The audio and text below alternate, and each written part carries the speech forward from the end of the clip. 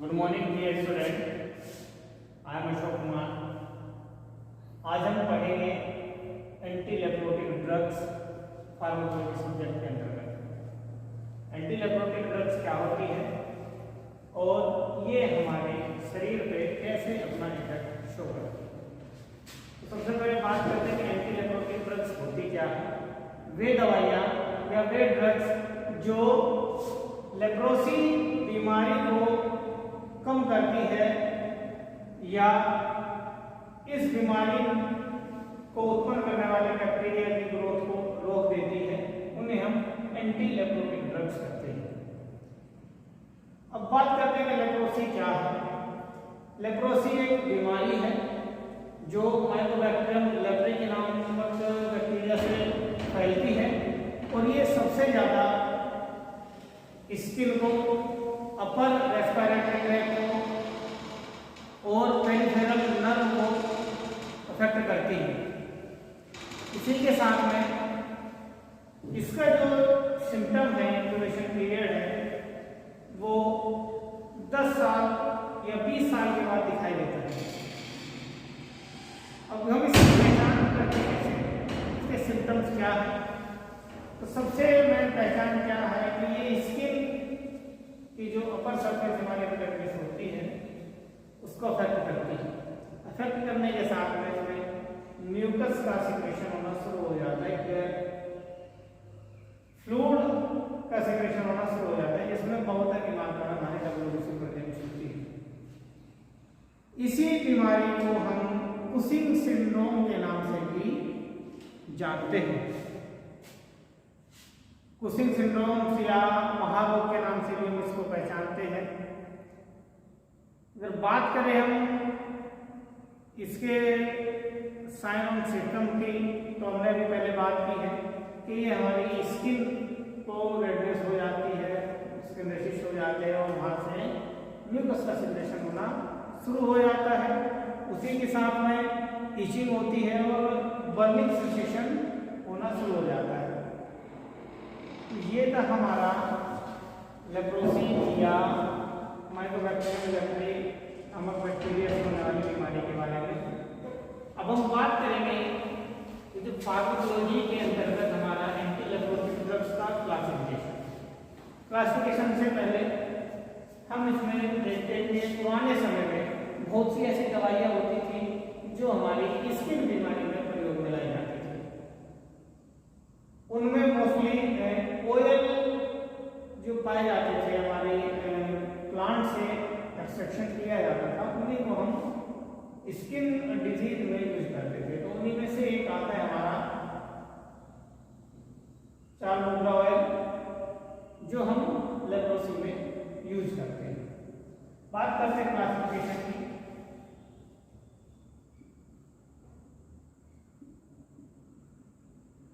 तो क्लासिफिकेशन में सबसे पहले जो इसकी कैटेगरी है वो होती है हमारी सल्फोन।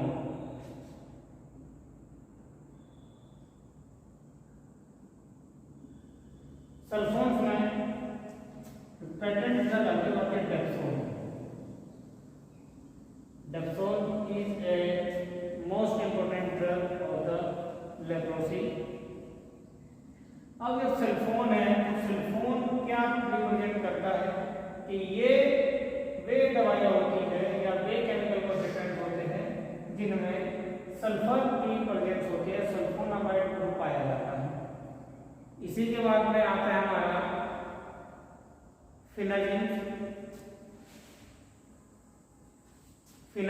तो phenazine is a category to represent the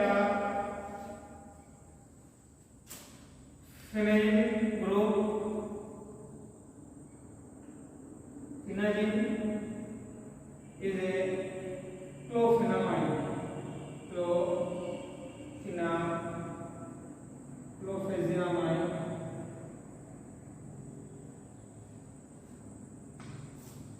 Next is the thiosemicarbones. Is the imithazole.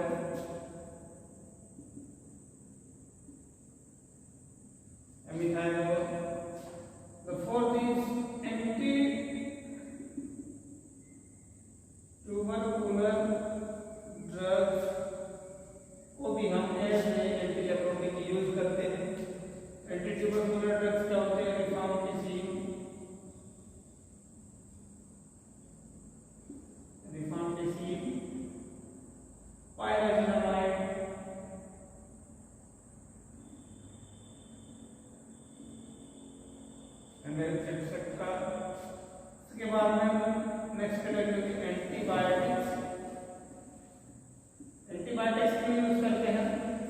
क्योंकि ये बैक्टीरिया से फैलने वाली बीमारी होती है, इसीलिए हम इसमें एंटीबायोटिक्स का प्रयोग करते हैं। मोनोसाइक्लिन,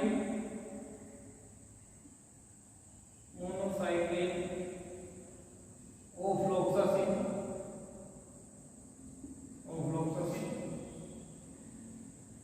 और लास्ट में हम लिखते हैं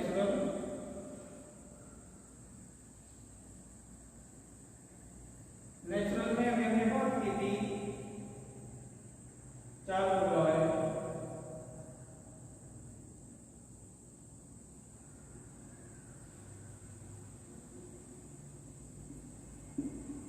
तो ये हमारा क्लासिफिकेशन है एंटी लेप्रोटिक ड्रग्स का।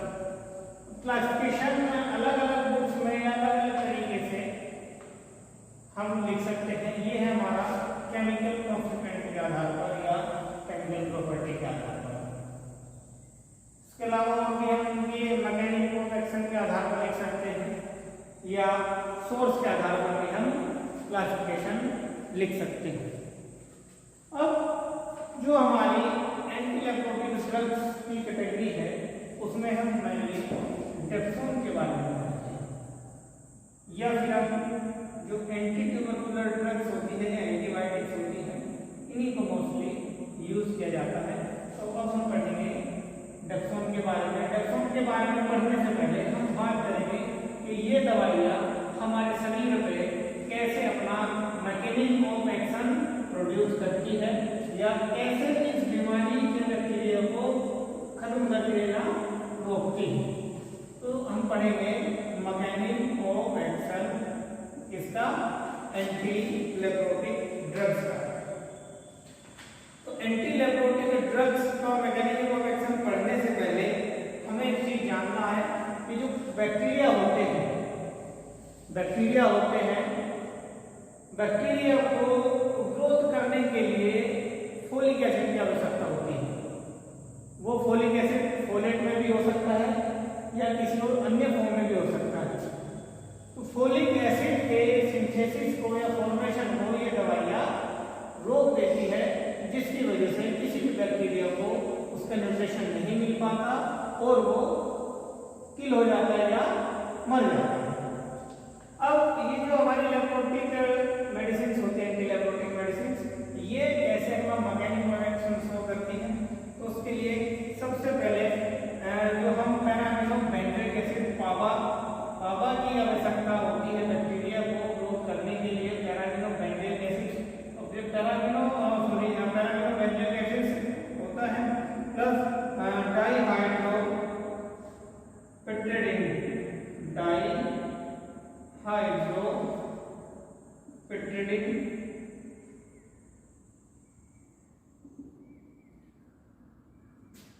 डाइहाइड्रोपिट्रिडिन, ये कन्वर्ट होता है हमारा डाइहाइड्रोपेट्रेट सिंथेसिस, डाइहाइड्रोपेट्रेट सिंथेसिस। ये एक एंजाइम है। ये एंजाइम कब बनता है या इसका काम होता क्या है? ये एंजाइम हमारा डाइहाइड्रोफोलेट, ये हमारा डाइहाइड्रोफोलेट में कन्वर्ट होता है। डाइहाइड्रोफोलेट जब डाइहाइड्रोफोलेट में कन्वर्ट होगा तो इस डाइहाइड्रोफोलेट से हमारा डाइहाइड्रोफोलेट रिडक्टेज, डाइहाइड्रोफोलेट रिडक्टेज एंजाइम का सेक्रेशन होगा। तो डाइहाइड्रो से प्रोटीन बनेगा, फिर उससे टेट्राहाइड्रोफोलेट में निर्माण होगा। तो टेट्राहाइड्रोफोलेट में निर्माण होगा, फिर ये हमारा अमीन और पायरिमिडिन में कन्वर्ट हो जाता है। टेट्राहाइड्रोफोलेट और उसके बाद प्यूरिन और पाइरिडिन।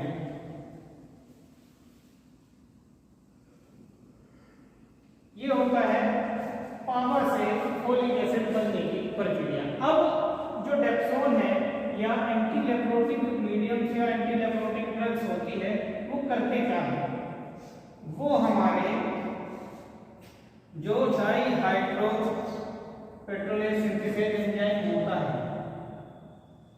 इस एंजाइम को बनने से रोक देते हैं, इस एंजाइम को बनने से रोक देते हैं। और जब यह डाईहाइड्रो पेट्रोलेज सिंथेसेज एंजाइम का सिग्रेशन या फॉर्मेशन नहीं होगा तो ना तो डाईहाइड्रोफोलेट बनेगा और ना ही रिडक्टेज एंजाइम होगा, ना टेट्राहाइड्रोफोलेट बनेगा, ना ही पाइरिडिन और प्यूरिन में कन्वर्ट होगा।